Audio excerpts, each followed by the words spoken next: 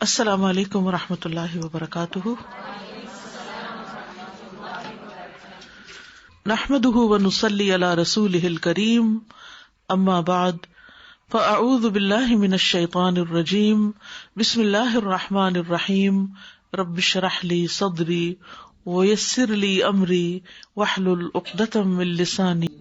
کتاب الطلاق. امام بخاری نے اپنی کتاب میں اس ترتیب کو ملحوظ رکھا ہے کہ پہلے رشتہ نکاح قائم کرنے کے بارے میں جو قانونی، اخلاقی، شرعی ہدایات تھیں ان کو بیان کیا، اور پھر اب ان مسائل کو بیان کریں گے کہ جو اس رشتے کو ختم کرتی ہیں. طلاق کا لغوی معنی ہوتا ہے بندھن کھولنا، ناٹ کو کھول دینا، انٹائی کر دینا.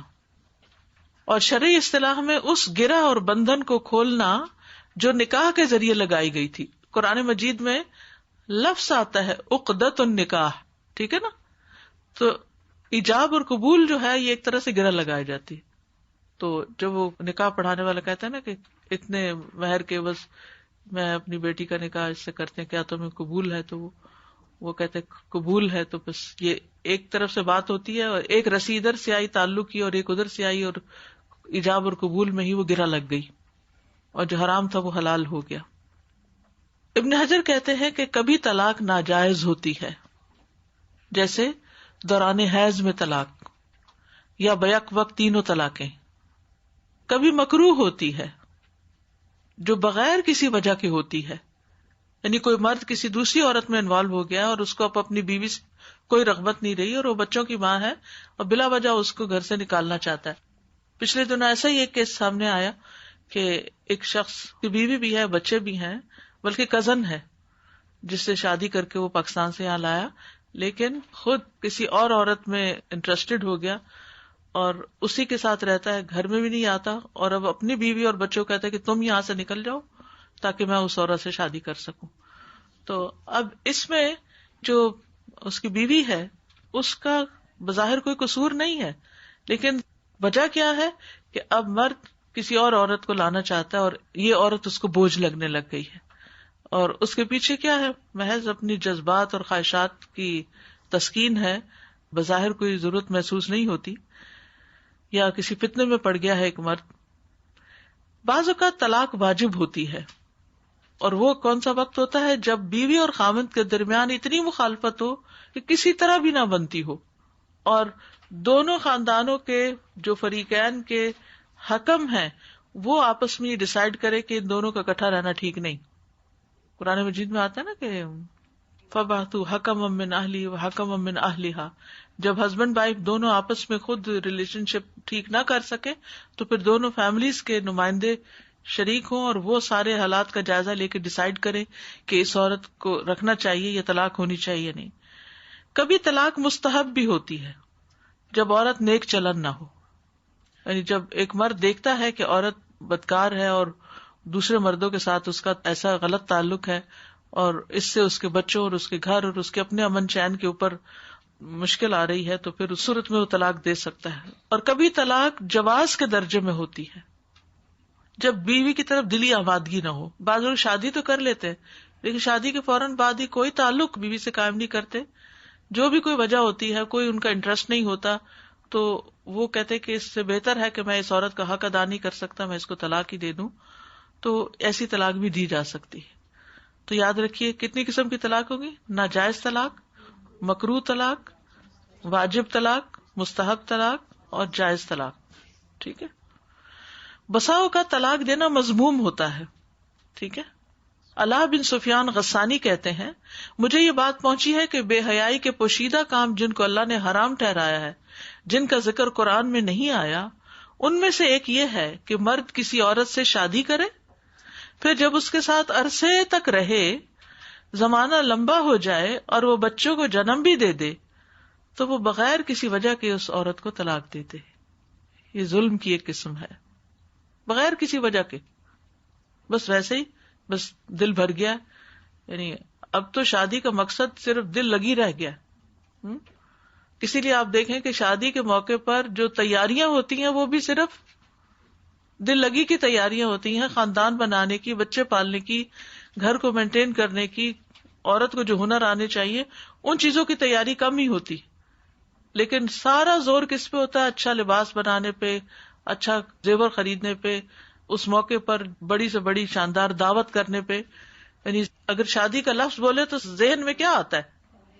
وہ فنکشن آتا ہے بڑا سا، یا اچھے اچھے کپڑے آتے ہیں، سب کے جو آ رہے ہیں وہ بھی اچھے کپڑے، اور دلہن دلہا کے بھی اچھے اچھے کپڑے، اور ایک فینٹیسی ورلڈ.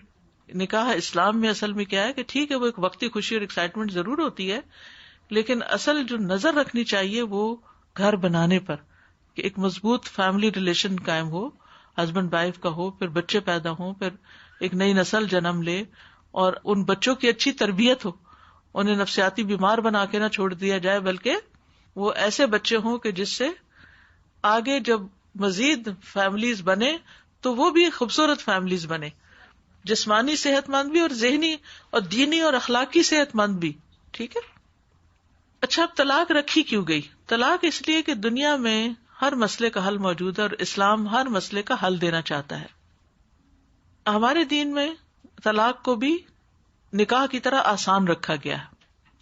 بعض مذاہب میں خامند کو صرف تحریری شکل میں طلاق دینے کا حق ہے، زبانی طلاق کی اجازت نہیں. اسی طرح طلاق کے بعد خامند کو اجازت نہیں کہ وہ رجوع کر سکے، لیکن ہمارے ہاں رجوع بھی کیا جا سکتا ہے. اسی طرح بعض مذاہب میں انتہائی سنگین حالات میں بھی طلاق دینے کی اجازت نہیں ہوتی. تو ہمارا دین اعتدال کا دین ہے، اس میں یہ کہ طلاق ناپسندیدہ ہے، کسی جواز کے بغیر طلاق دی نہیں جا سکتی، لیکن اگر ضرورت ہو تو طلاق دی بھی جا سکتی ہے، اور وہ انتہائی مجبوری میں مستحب بھی ہو سکتی ہے. تو افراط اور تفریط سے بچنا جو ہے وہ نہایت ضروری ہے. یاد رکھیے میاں بیوی کا رشتہ اللہ کی نشانیوں میں سے ایک نشانی ہے، اور اس رشتے کو قائم کرنے کا مقصد قرآن میں کیا بتایا گیا؟ لِتَسْكُنُوا إِلَيْهَا وَجَعَلَ بَيْنَكُمْ مَوَدَّةً وَرَحْمَةً، کہ سکون حاصل ہو اور آپس میں محبت اور رحمت ہو. اس طرح کی خرابیوں سے بچنے کے لیے نکاح سے پہلے مرد عورت کو دیکھ لے، تاکہ وہ ڈسائیڈ کر سکے کہ وہ اس عورت کے ساتھ رہ سکتا ہے یا نہیں، اس کی شکل قابل قبول ہے یا نہیں. مغیرہ کہتے ہیں میں نے ایک عورت کی طرف پیغام نکاح بھیجا تو رسول اللہ صلی اللہ علیہ وسلم نے مجھ سے دریافت فرمایا تو نے اسے دیکھا ہے؟ میں نے کہا نہیں. آپ نے فرمایا اسے دیکھ لو، اس طرح توقع زیادہ ہے کہ تم میں محبت پیدا ہو جائے، الفت پیدا ہو جائے. پھر اسی طرح نکاح کے بعد تعلقات کو اچھا کرنے کی کوشش کرنی چاہیے. یعنی ریلیشن شپ بنانے سے بنتے ہیں، خود بخود نہیں بنتے، اور اس کے لیے صبر سے کام لینا پڑتا ہے، سیکریفائس کرنی پڑتی ہے، انسان کو دینے والا بننا پڑتا ہے. تو نکاح کے بعد عورتوں سے حسن سلوک کی بھی وصیت کی گئی ہے. وَعَاشِرُوهُنَّ بِالْمَعْرُوفِ، نبی صلی اللہ علیہ وسلم نے فرمایا اہل ایمان میں سب سے کامل وہ شخص ہے جس کے اخلاق اچھے ہوں، اور تم میں بہتر وہ لوگ ہیں جو اپنی بیویوں کے حق میں بہتر ہوں. بیوی کی اچھی خصلتوں پر نظر رکھنی چاہیے، چھوٹی چھوٹی غلطیوں کو معاف کر دینا چاہیے، جو ناپسندیدہ چیزیں بھی ان سے بھی صرف نظر کرنی چاہیے. فَإِن كَرِهْتُمُوهُنَّ فَعَسَىٰ أَن تَكْرَهُوا شَيْئًا وَيَجْعَلَ اللَّهُ فِيهِ خَيْرًا كَثِيرًا. ٹھیک ہے کہ اگر تمہیں ناپسند بھی ہے تو ہو سکتا ہے کہ اللہ تعالیٰ نے تمہارے لیے ان میں بڑی بھلائی رکھ دی ہو.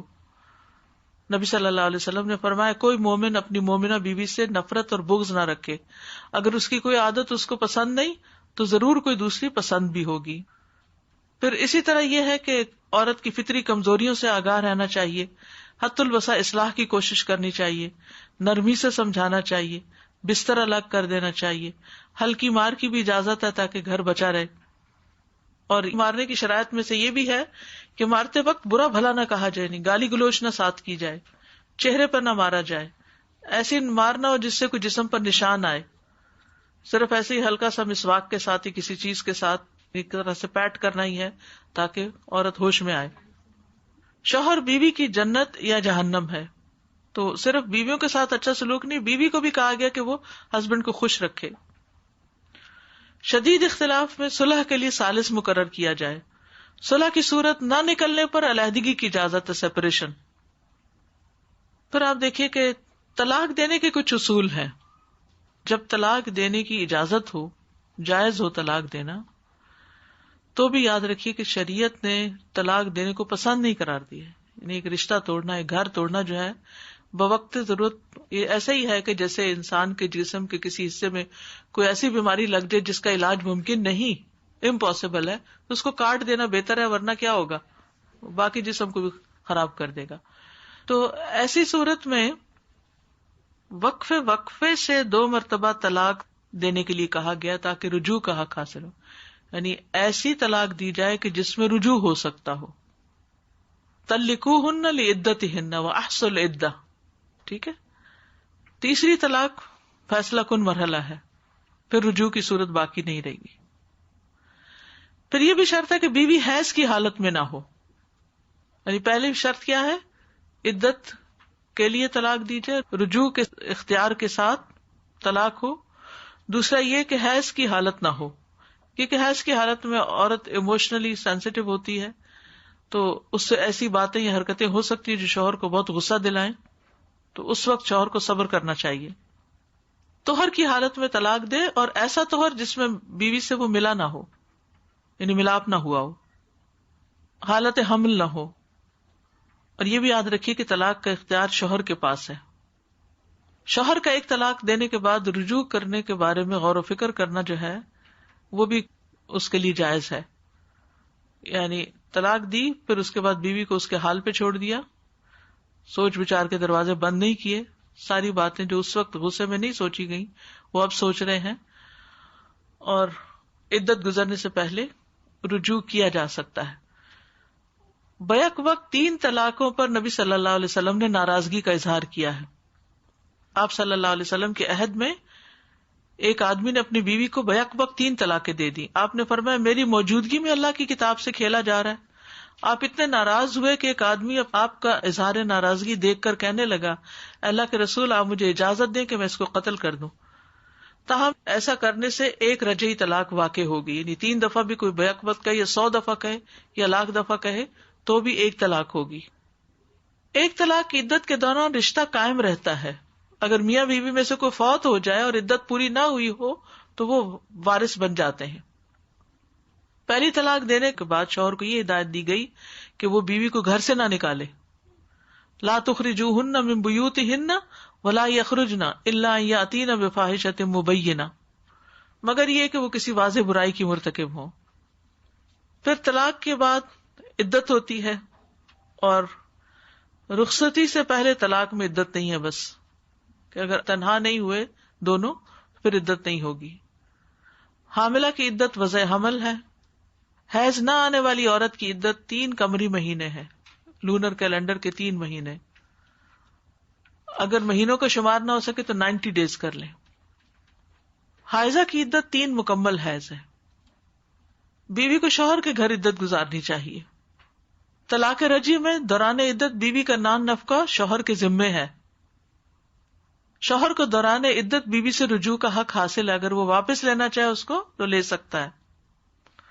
عدت گزرنے کے بعد بھی نکاح کا حق ہے کہ دوبارہ گھر آباد کر لیا جائے.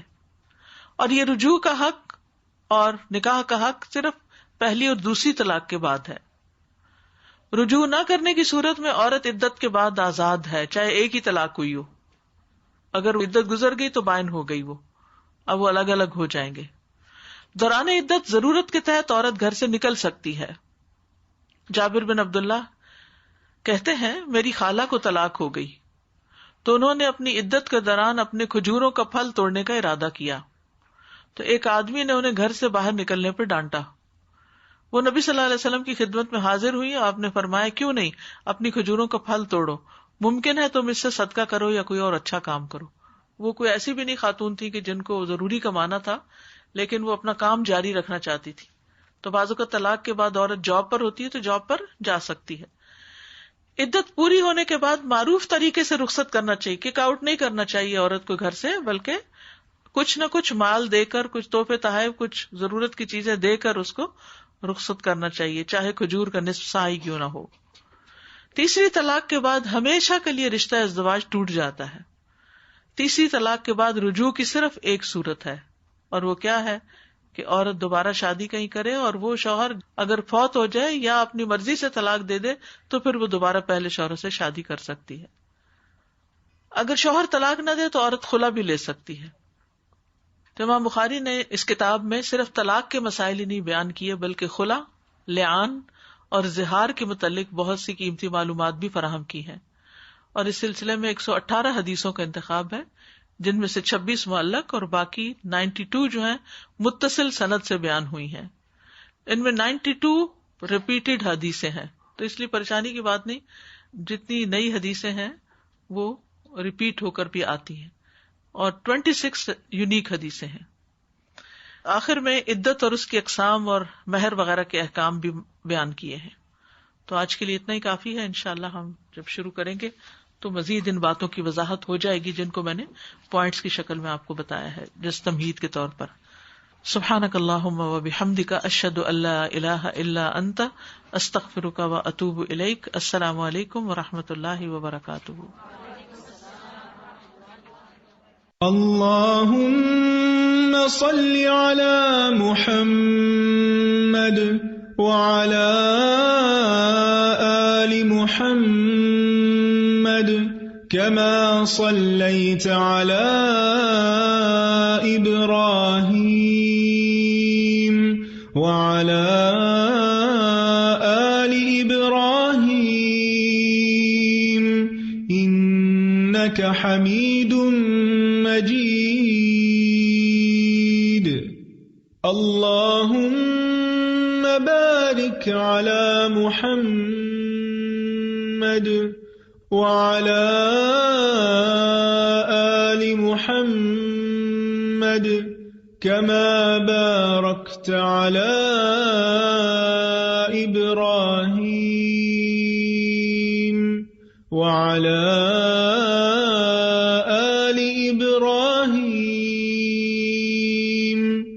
إنك حميد مجيد۔